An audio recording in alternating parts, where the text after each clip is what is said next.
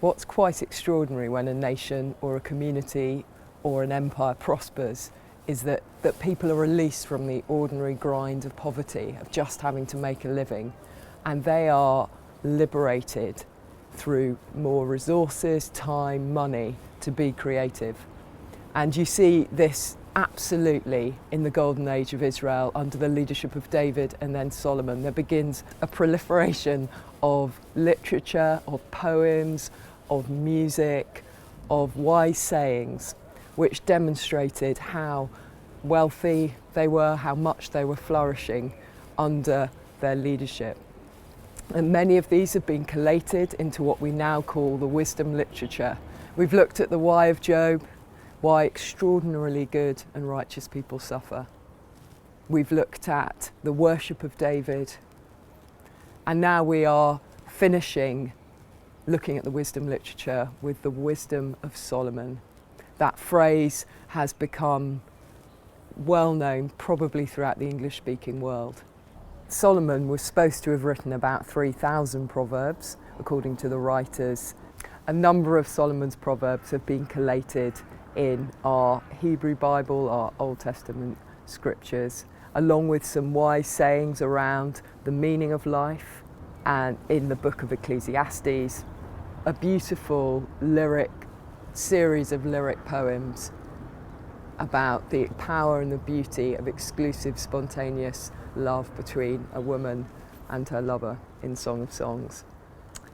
Whether or not these were written by Solomon or for him, in some ways, doesn't matter. What these show is a vision of wisdom, which is what happiness is and how humanity can be happy. And it recovers the vision that was lost at Eden, that under God's good governance, humanity can be happy. If we look at Proverbs, they deal with all the themes of life: wealth and poverty, kingship and justice, sadness and friendship, life and death, work and laziness, words, blessings, curses. And through it all weave a vision which says life lived under God's good governance is where humanity flourishes. But life lived in resistance to him proves not only foolish, but ultimately futile. The movement through Ecclesiastes is similar. The writer explores all the various passions of the human condition: work, relationships, even the pursuit of wisdom itself, and determines that all is futile outside God's good governance. And similarly, we see in Song of Solomon that coming into the wonder aspect of God's design for lovemaking between a man and a woman that is reflected so beautifully in that poem. Now, these would not have been the only examples of this kind of literature in the ancient Near Middle East. There were many examples, and in a sense, Solomon and his successors were bringing their understanding of the good life to the table.